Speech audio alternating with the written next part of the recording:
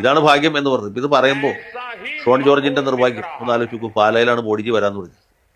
പക്ഷേ കഷ്ടകാലത്തിന് അവിടെ എന്തോ കാരണം സെക്യൂരിറ്റി ക്ലിയറൻസ് കിട്ടി. ആ പാലായിലോ പൂഞ്ഞാറിലല്ല മോഡിക്ക് ഇറങ്ങാൻ അവസരം കിട്ടിയത് തിരുവല്ലയിലാണ്. തിരുവല്ലയിൽ വലിയ മത്സരം നടത്തിക്കൊണ്ടിരിക്കുകയാണ് നമ്മുടെ യുവ സുഹൃത്ത് അനൂപ് ആന്റണി.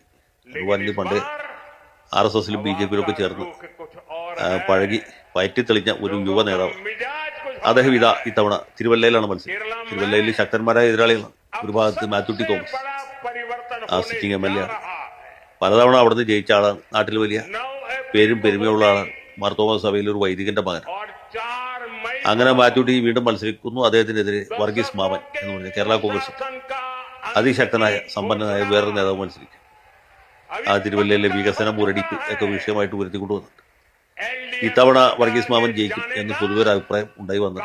മാത്രമല്ല ഇദ്ദേഹവും മാർത്തോമാ സഭയിൽ മറ്റൊരു വൈദികന്റെ മകൻ.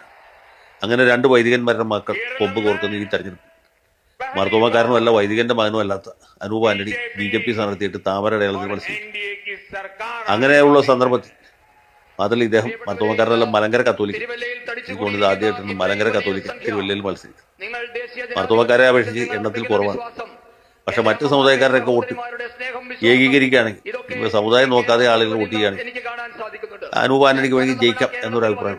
മാത്രമല്ല പുള്ളി ഈ പ്രചരണ രംഗത്തിൽ വളരെ മുന്നില്ല. നല്ലൊരു ക്യാമ്പയിനറാണ്. അങ്ങനെ ഇരിക്കുമ്പോഴാണ് ഷോൺ ജോർജിന്റെ നിർഭാഗ്യം അനൂപ് ആന്റണിയുടെ ഭാഗ്യമായിട്ട് മാറി. പാലായിൽ ഇറങ്ങാൻ പറ്റാത്ത മോഡി എവിടെ ഇറങ്ങും? തിരുവല്ലയിൽ ഇറങ്ങും.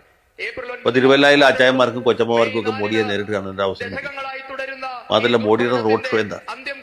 മോഡിയുടെ പ്രചരണ രീതി എന്താണ്?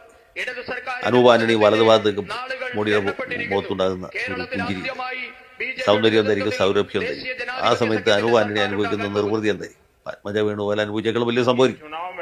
അപ്പൊ അനൂപ് ആന്റണിയെ കുറിച്ച് എന്തായിരിക്കും തിരുവല്ലയിൽ അച്ചായന്മാരോട് നമ്മുടെ മോഡിജി പറയാൻ പോകും?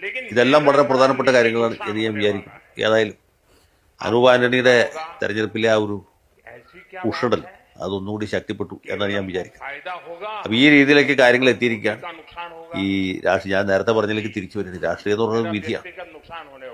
അപ്പോൾ പാലയിൽ ഇറങ്ങാൻ പറ്റാത്ത മോഡി തിരുവല്ലയിൽ ഇറങ്ങുന്നതുകൊണ്ട് എന്നാ മാറ്റമാണ് ഉണ്ടാകാൻ പോകുന്നത് എന്ന കാര്യം അത് കർത്താവിന് മാത്രമേ പറയാൻ പറ്റത്തുള്ളൂ. ഏതായാലും രണ്ട് മാർത്തോമാക്കാർക്കിടയിൽ നിന്നിടിക്കുന്ന നല്ലവനായ മലങ്കര കത്തോലിക്ക അനൂപ് ആന്റണി ഈ അവസരത്തെ എങ്ങനെ വിനിയോഗിക്കും?